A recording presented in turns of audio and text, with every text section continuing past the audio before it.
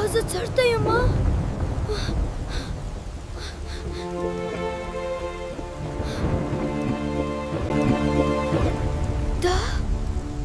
دا څه شی دی؟ مه وېرېږه، زه ستا سره یم. ته ما چېرته بوځې؟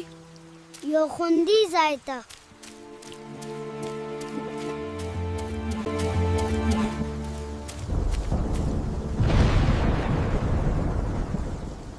اوس به دا وکړو. باور وکړه، مخکې ولاړ شه.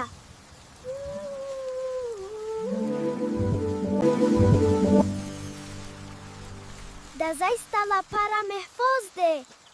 ستا ډېره مهرباني. وړه ملګري هم لویه مرسته کولی شي.